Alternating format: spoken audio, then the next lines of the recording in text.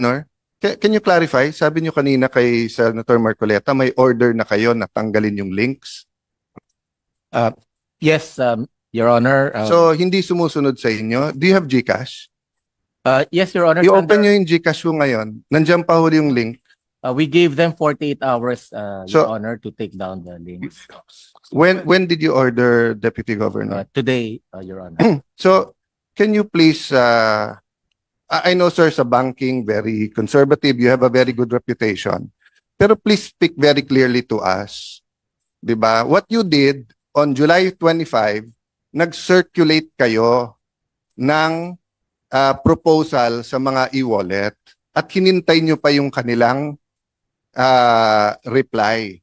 Tapos today lang kayo nag-order. Kasi may hearing today.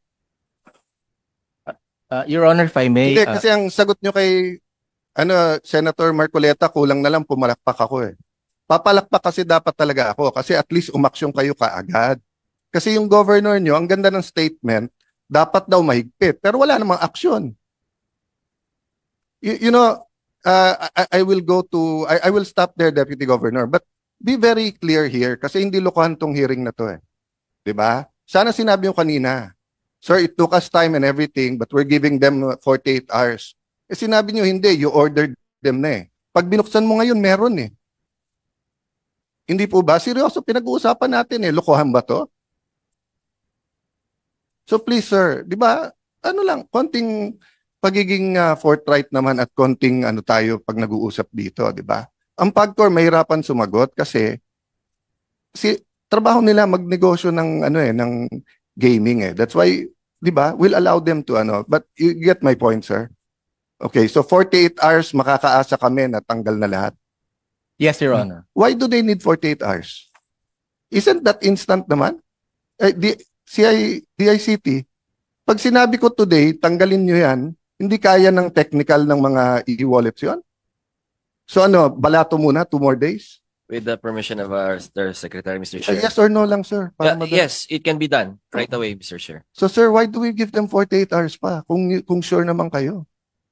So kung may mamatay ng 48 hours kasi nalulundon, okay lang sa atin o sayang kita?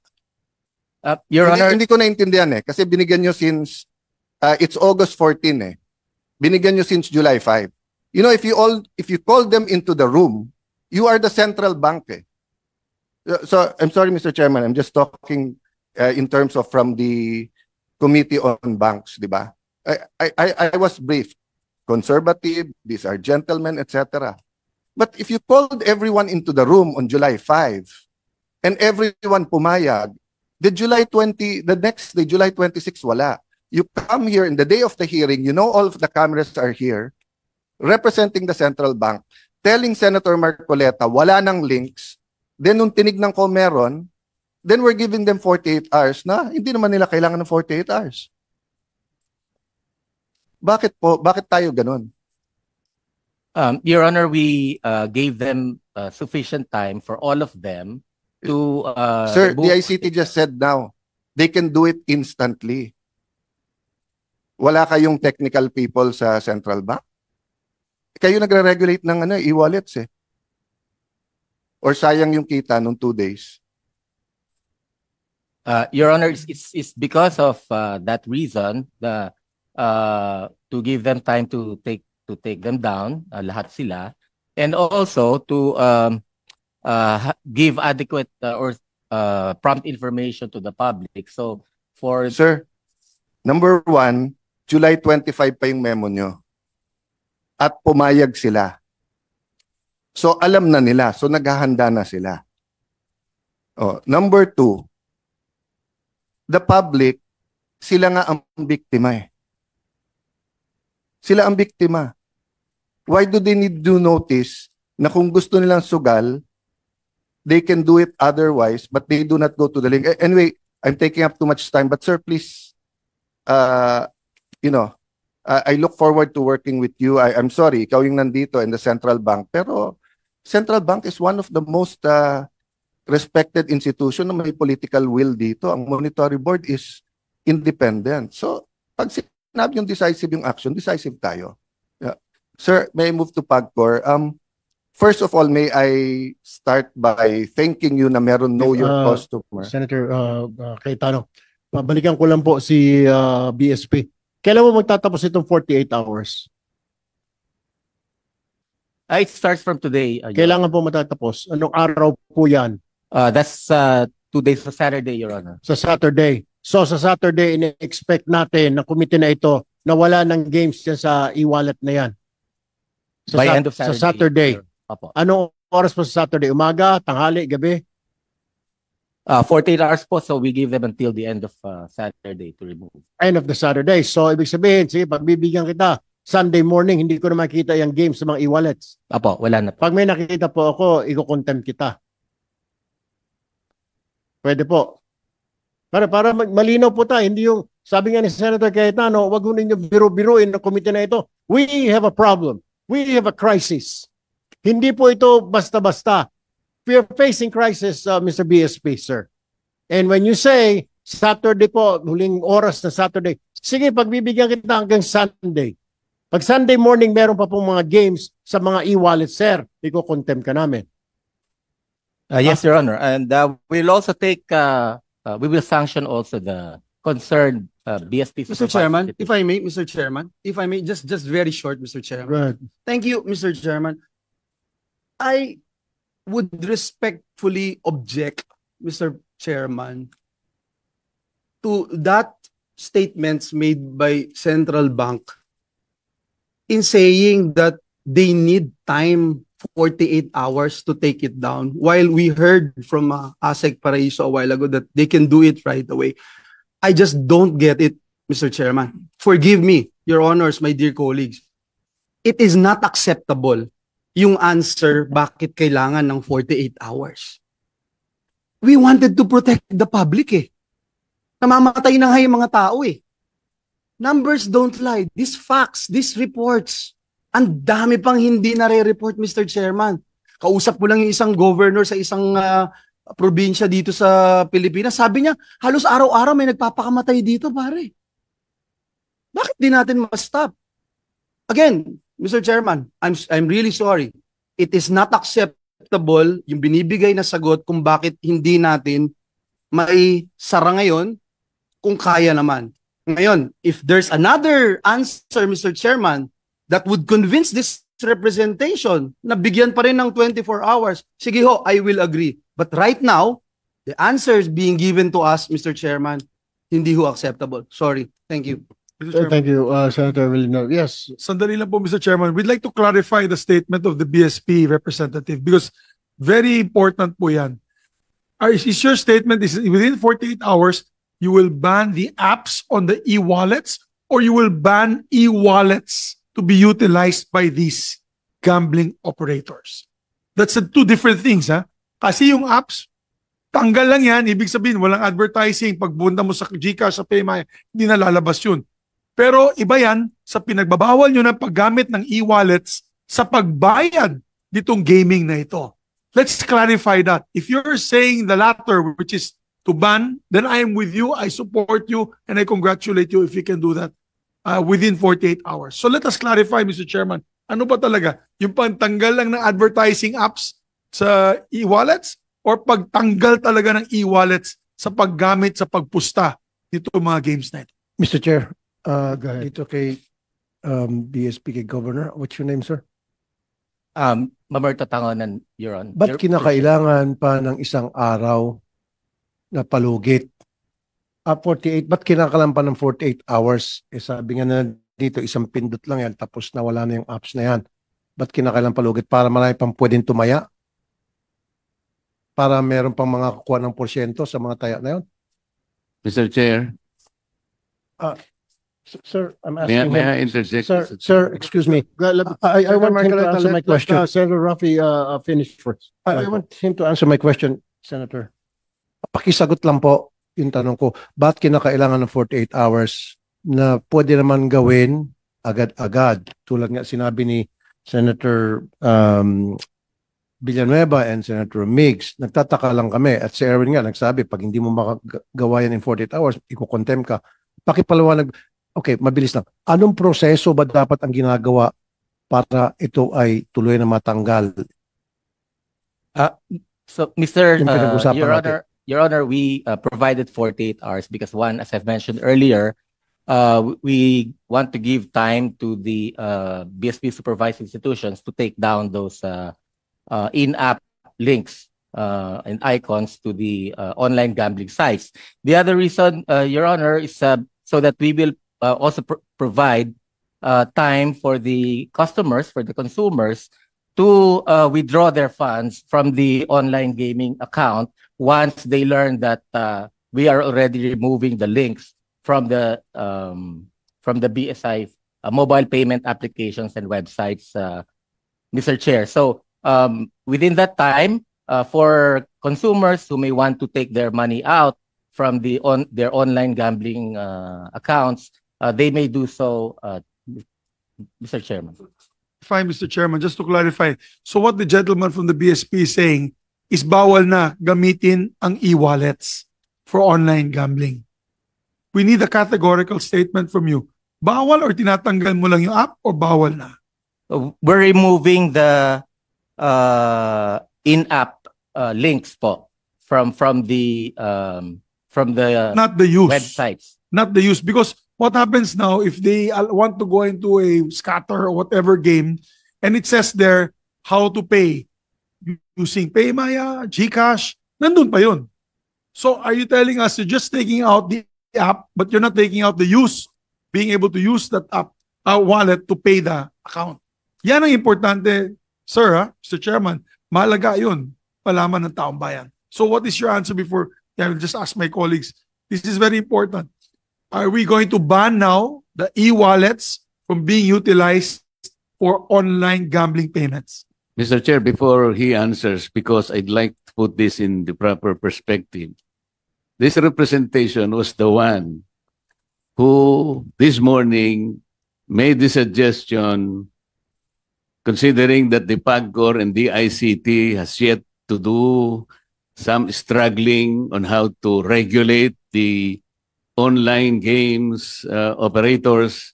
Ang sabi ko nga, maybe BSP should issue a suspension order to all wallet platforms like PayMaya, GCash, etc., to suspend their links to all online gambling operations. Yun po yun eh. Hindi ko alam na bakit sila po yung parang nagigisa ngayon samantalang they're only I think they have only a very limited participation. Sir, are you a game developer? Are you an enabler? Are you a promoter? Di ba ang pinag-uusapan natin dito, Mr. Chair, mga online game gambling operators? Senator Marcoleta, let's just clarify this. Kasi sila yung nagbigay ng pahintulot o lisensya sa mga e-wallets. Pero kasama po ba sa paglilisensya ninyo na pumasok sila sa sugalan, BSP Governor, sir? Did you allow them? I mean, meron po ba kayong go signal to include online gambling sa e-wallets? Did you do that? Kasi ang alam ko po, e-wallet para padala ng pera, di po ba? Bakit po pumayag kayo? I mean, this has been going on for several years now. Mr. Chair, we allowed them to send funds or to remit funds to legal and Ngayon po, bilisan na po natin. Pinayagan nyo ba sila na maglagay ng gambling? Pinayagan po ninyo? Given that Yes or no, sir? Yes or no? Did you? Yes. Did you or did you not? Para malinaw po tayo. May katanungan po Senator Marcoleta. At magtatanong pa po Senator Cayetano, di pa po kami tapos sa PAGCOR. Just Hindi. answer yes or no. Pinayagan nyo ba? Sandali po, hindi pa nasasagot muna yung tanong ko eh. Kayo muna magot sa tanong ko. Kayo po ba ay game developer? Kayo ay enabler, promoter, and marketer ng online games? Kasi hindi po. Mr. Chair, parang sila ngayon ang nagigisa eh. That's why I'd like to point out, ano po ba yung limited participation ninyo eh? Kasi ang PAGCOR po ang merong regulatory powers dito eh. Bakit hindi sila yung mauna na mag-regulate? Bakit po yung GCash ang dinidiin natin? Parang nakikita ko, we're all barking on the wrong tree. I just made a suggestion this morning that I did not expect na sila yung gigisahin natin. Hindi po sila yung operator eh. Ang kanila, sa akin pong pagkakaunawa, the participation of GCash occurs only at the point where lawful payment facilitation is performed. And GCash has employed stringent regulatory and compliance control. So, bakit sila yung receiving end? Ito lang naman ang punto. Let us be very reasonable here. Don't be harsh on anybody.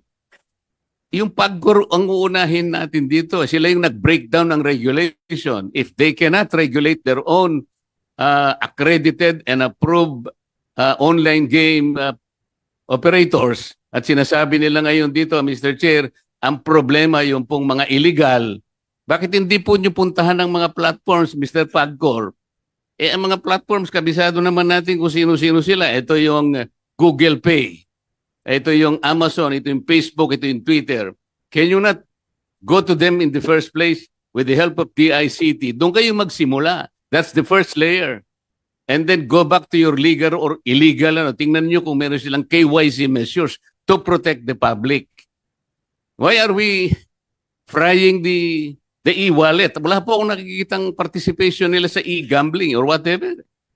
Yes, but they are the conduit to But online for gambling. the Without record, them, walang for the online, record, hindi I was the one who pwede- suggested. Hindi po pwedeng magtaya yung mga bata kung wala yun. Kaya nga po, ang sinasabi ko, i-suspend nila. Tapos na yun. Pag sinuspend nila lahat, yung link, so wala na pong magbabayad. Mr. At the Chairman, very least, merong provisional tayong nagawa ngayon. May provisional measure that we have done. But let us not naman fry people. let me answer. Mr. Chair. Bakit nag-isa? Yeah. Senator Let me, Cayetano, then with your Senator permission, dahil ako Ontiveros. ako po yung medyo uminitulo. First and foremost, tama po, Senator Marcoleta, ikaw nag-suggest. Ang kasalanan ko, I take all of your suggestions seriously.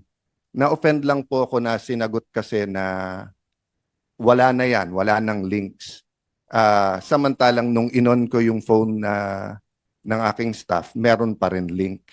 And because nga, I found it lack of political will na July 5, kinonsulta pa rather than then. Secondly, sir, the thing is, I have received information, complaints from very, very reliable, in fact, players to, that yung ibang e-wallets, hindi ko sasabihin kung sino, later on, kasi imbitahin naman ni Chairman Tulfo, sinabi niya kanina, that pati sa illegal, ginagamit yung e-wallets at kulang ang ginagawa nila. Ang PAGCOR does not regulate the e-wallets. It is central bank. Having said that, it is a bigger problem. So anyway, we'll leave it there and we will go now to PAGCOR. So with that, pasensya ka na, Senator Marcoleta, we're not passing the blame to central bank, but we're sharing the blame with I share the blame with all of you. Dapat talaga nung pinasa yung PAGCOR law, tinanggal kasi dito sa Senate yung yung internet. Nakaban yun talaga nung 2007 law, 'di ba? Kaya hindi ko masisi si Chairman Al kasi wala sa batas ngayon na bawal ang internet. Nilalagay namin ni Joel Villanueva yun sa pero tinanggal dito sa Senate. Anyway, Mr. Chairman, if I may just very quickly, no. And I share the sentiments of my dear colleague Senator Alan Cayetano. In fact, every time we talk about PAGCOR's charter, Section 10 of PD 1869, yung PAGCOR charter as amended gives PAGCOR authority to operate and license gambling casinos, gambling clubs, and other similar recreation or amusement places, gaming pools. Wala dito yung online di ba? Hindi natin na yan. But No, I will go to that tayo later. sa House, nilagay natin yon.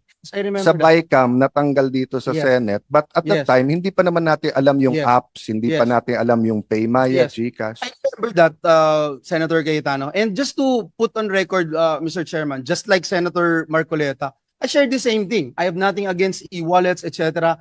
It's just that ginagamit sila but it appears that na hindi nagagawa ng regulating body yung dapat niyang gawin. Kanina, uminit din yung ulo ko dahil hindi ko po alam, and I'd like to put this on record because I didn't know these mechanisms, no? Yung for example, naglagay na pala ng pera yung mga kababayan natin. Hindi ko alam yun So ngayon ko lang narinig. Have I heard it kanina? Kaya may 48 hours. Hindi ako sasamaan loob Now that you mentioned it, para maprotektahan na yung mga naglagay at makalabas sila, then I understand, and I will share now the position of the chair Yes. na Senator bigyan sila Risa's bill, ng, time pa. So just put actually, that on record, Mr. Chair. yes, Thank you. Senator Risa's bill actually includes the ban. So tama yung tanong po ni Senator Migs na, sir, when will the central bank decide whether on your own, under the law, you can do that now will you ban the use of e-wallets for gaming? Kasi Mr. Chair. Go ahead. With the indulgence of Senator Alan Peter Cayetano, go ahead, Senator Ontiveros. Salamat, Mr. Chair, at salamat din kay Senator Alan.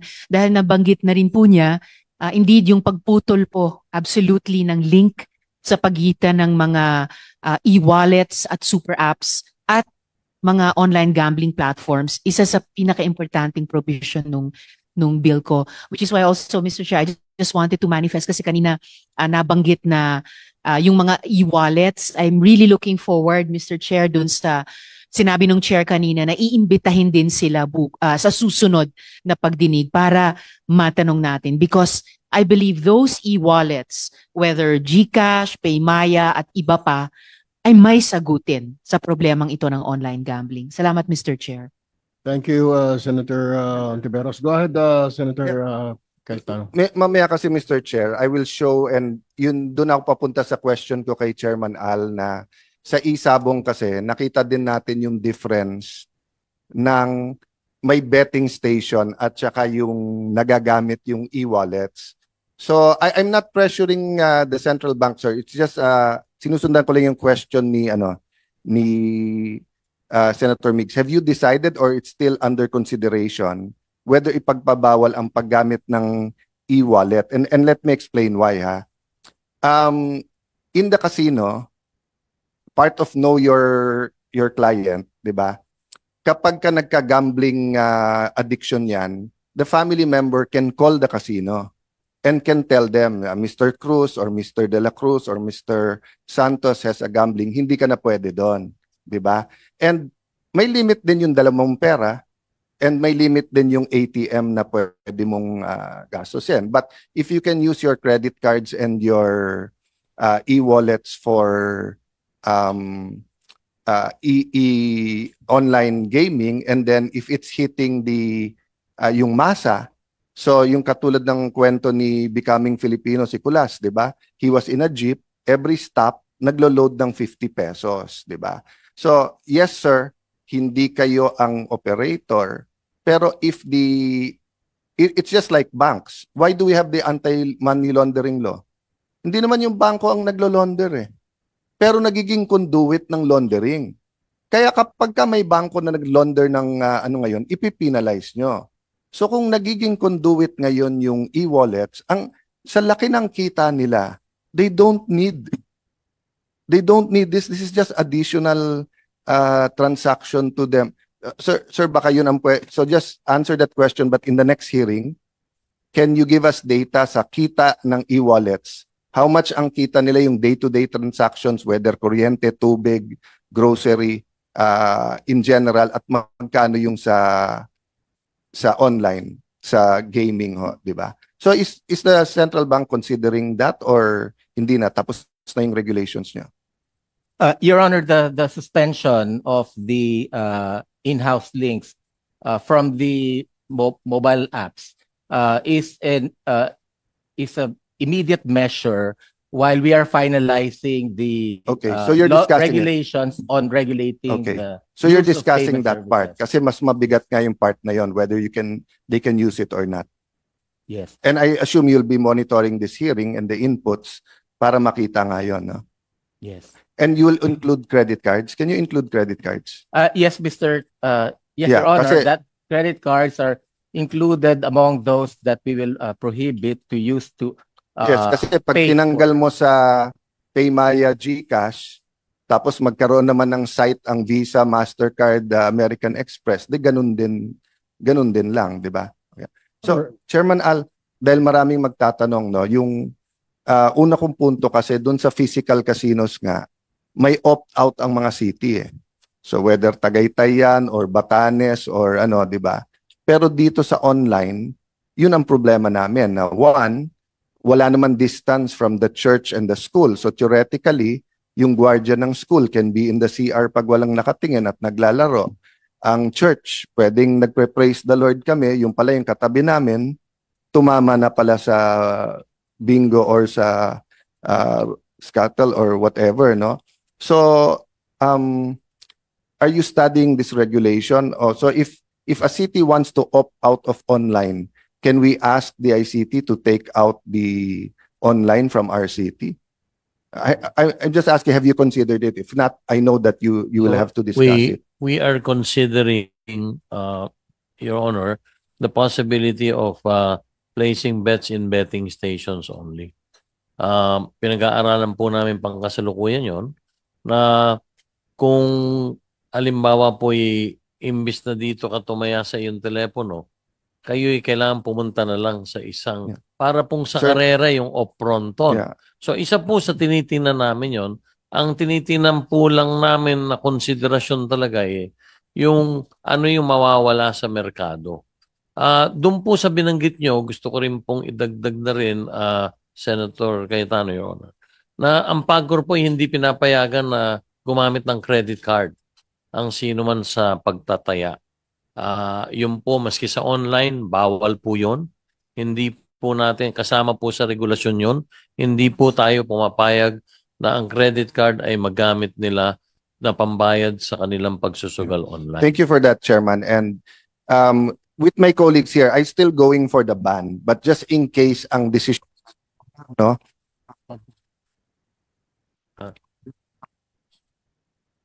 No. Meron master control yung sa main chairman eh. So naka-cancel ang co-chairman. So wala naman ako masusumbungan kasi ang chairman natin Tulfo, so hindi ako makakasumbong sa Tulfo. Chairman. Chairman Al, the reason I bring this up, and I'm happy you're discussing it, I'm still for the total ban and many here are for, but between a total ban at wala tayong gawin, somewhere there is yung regulation that works. So I want to focus on regulation that works, no? If you look kasi at Isabong, no?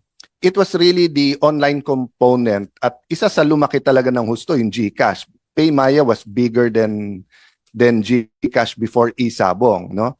And the thing about when you said kanina na nagproliferate pa rin yung illegal, I have here on my cell phone statement ng CICT na iwa-wipe out nila yung illegal na Isabong.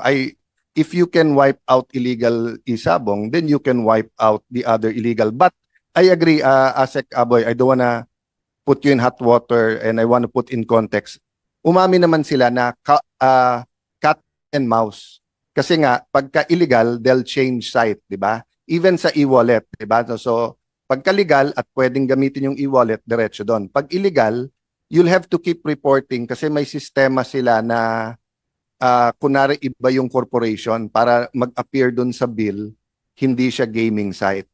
So I am aware, no, that there is a cat and mouse game here. But I just want to make a point na nung I lost my speakership partly because of Isabong. Because I did not allow it to be calendared for the franchise, di ba? I was threatened, okay, but it's worth the cost, di ba? But ang point ko po, sir, yun din ang sinabi nila at medyo nadurog puso ko when I heard Senator Win, who's one of our most studious senators, report in Malacanang about vapes. Ang marketing ng vape, i-approve natin because it is safer than cigarettes. And ang sinabi, yung vapes is for the older people who cigarettes to go down. Pero Senator Win, ano yung statistic na binigay mo? Ilan sa youth na natin ang gumagamit ng vape? Mas marami ng youth ngayon, yung mga first, yung tawag nila. You gave a first-time percentage, di ba? Remember? Yeah. Basta it was a staggering percentage, no? So ang point ko lang, Chairman Al, na I agree with you, nagproliferate yung illegal. Pero it's also not exactly true na pagka tinanggal mo, ginawa mong illegal like Isabong, hindi mababawasan. Kasi there's much more Isabong now, much less Isabong now because it's so hard for them to bet.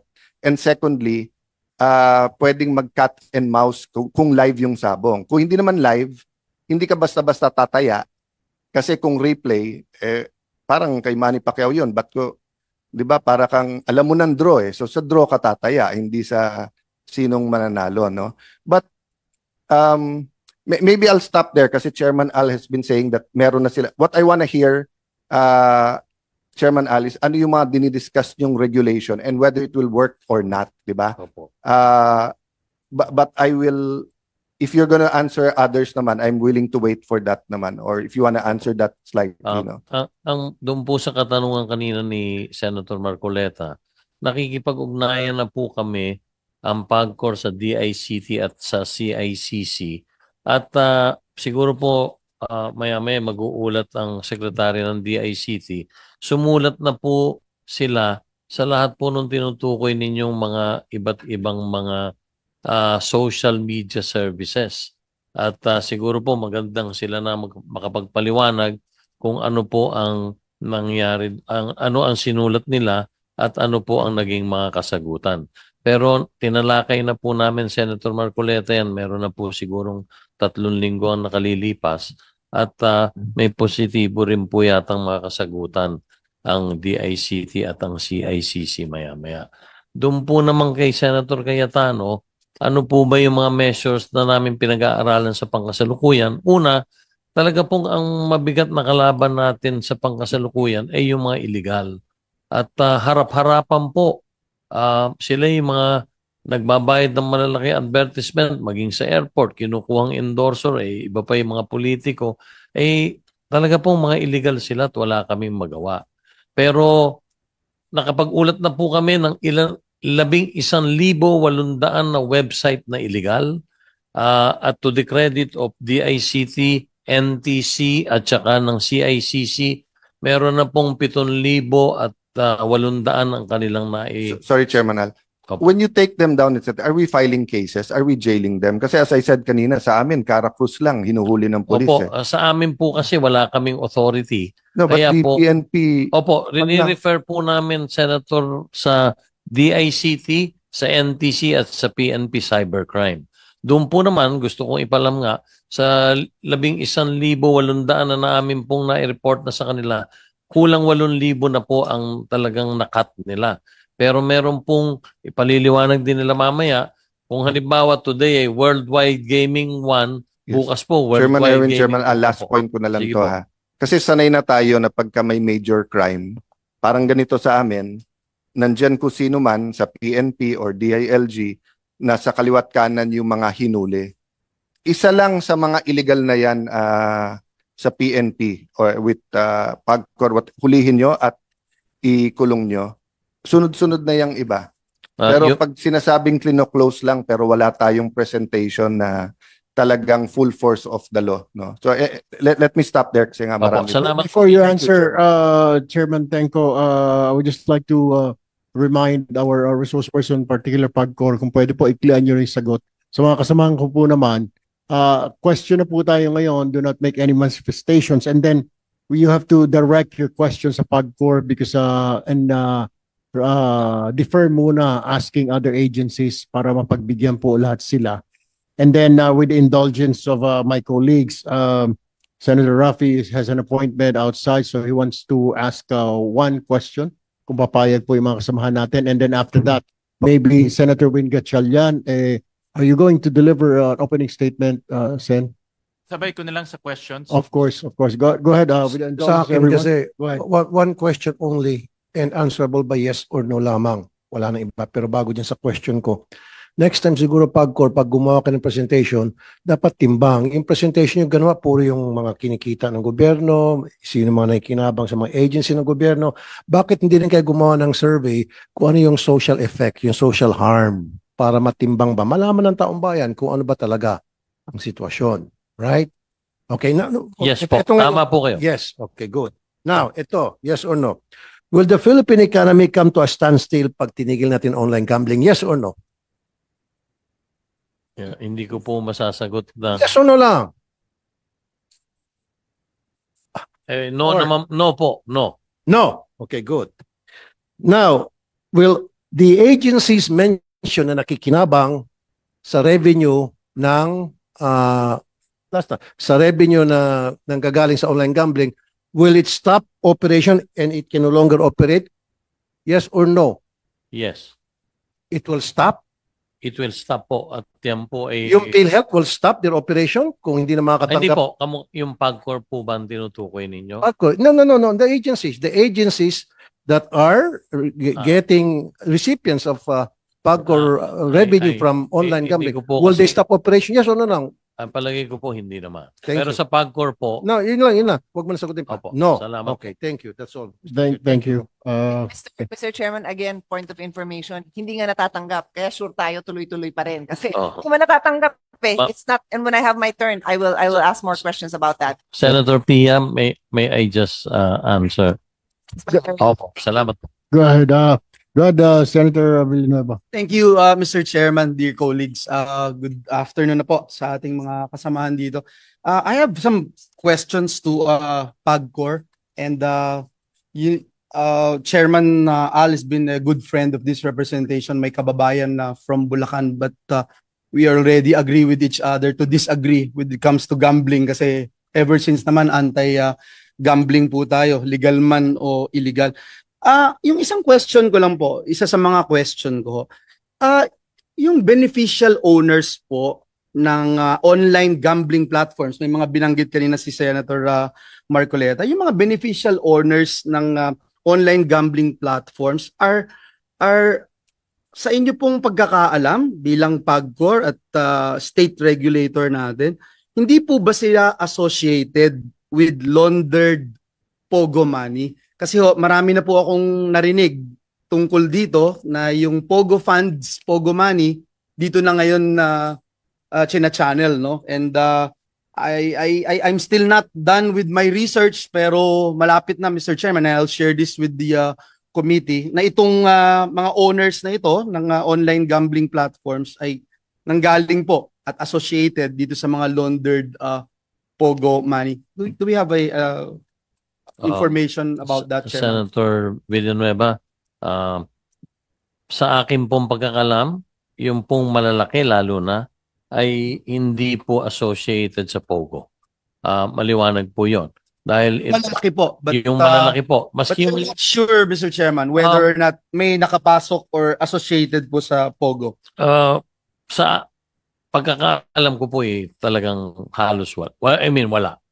Sapagkat yung pong malalaki, bago pa po Pogo nandyan eh.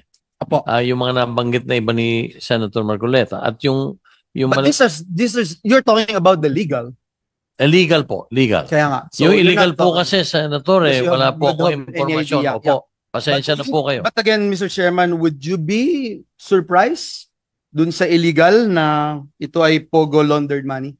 Doon po sa nakikita kong mga pangalan ng illegal, worldwide po talagang illegal ang hanap buhay nila eh. Kaya ang I paniwala, would be surprised. I Thank will you. not be surprised. Thank you. So just pointing it out. Yes.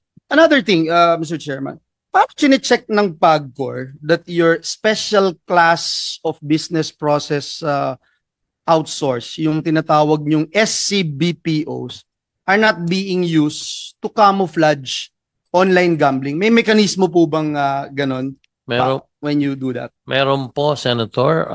Ang totoo po meron na pong tinalaga ang PAGCOR ng mga monitoring na empleyado na bumibisitang regular.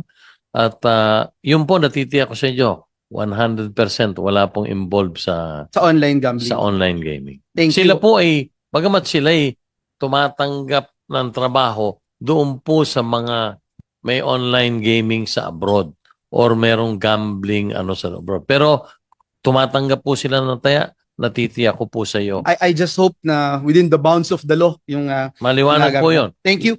Yes, I'm also concerned, no, yung wanted to make sure that mechanisms are in place. Nabanggit po sa atin yung Scandinavian online gaming platforms, yung EVO. I'm not sure if you have heard about it. I think yung our friends from CICC and the DICT would attest to this. They're alleged to be money laundering tools. So, yung ganito pong klase ng modus operandi, nakahanda rin po ang PAGCOR para makita po ito that we'll be able to prevent this from occurring. Yes, Senator, nakahanda po. Ang totoo'y aktibo pong nakikipag-usap ang PAGCOR ng madalas sa Bangko Sentral ng Pilipinas at ganoon din po sa Anti-Money Laundering Council. At binomonitor po natin. Dito po sa online, kailan lang nakipagpulong po kami sa Bangko Sentral, wala pong indikasyon na ginagamit ang online gaming para po sa money laundering. And again, Mr. Chairman, you're talking about legal. Legal po. Kaya nga po. Yung Yun pong nasasakupan lang po ng Thank you. PAGCOR, Thank you. Senator Thank Villanueva. you, Mr. Chairman. I just wanted to point that out because in your presentation, which I was listening attentively, mas malaki yung illegal na binabanggit po dun sa presentation. No? So kaya ho mahirap eh. We will take we take your answer as the gospel truth, but at the same time knowing the fact that mas malaki yung illegal. And I remember, Mr. Chairman, during the time when we were talking about Pogo and all, nung may Pogo crisis, sinasabi nyo nga po ng PAGCOR na hindi nyo talaga kayang kontrolin or ma-regulate lahat, no? Dahil mas marami nga yung illegal. Parang ganito din po na online na gambling. And kanina ina-admit nyo rin na sa laki po nito, hindi talaga halos imposible na ma-regulate ng PAGCOR ang lahat ng ito. And that is the main reason, Mr. Chairman, na ang posisyon po ng representasyon na ito ay itigil muna at kung balak nating i-regulate, magsimula tayo from scratch para masiguro natin lahat ng illegal na uhuhuli po natin. Lahat mako-consider na illegal. But another problem that may arise is the concern of Senator Marcoleta. Kung yung wete nga hindi pa natin napapa-stop, no? Doon sa amin sa Bulacan hanggang ngayon may isabong eh. Nagugulat ho ako eh. Tagal-tagal ng illegal ng isabong. So, yun lang po Mr. Chairman at siguro yung huling katanungan ko po and I just wanna give way to my colleagues so that they can ask their questions.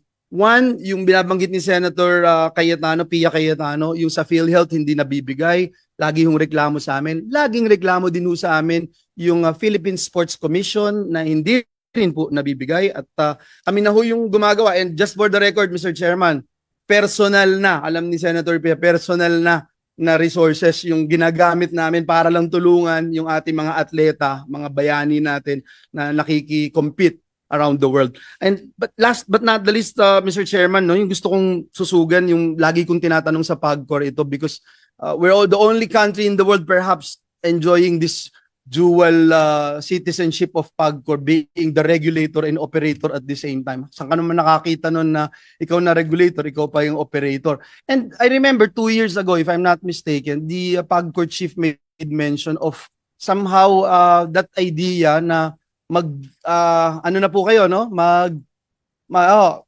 So gusto ko humalaman kung nasaan na po tayo doon para nang sa ganun maging malinaw na po talaga tayo. Tayo ba'y regulator? Tayo operator? Opo.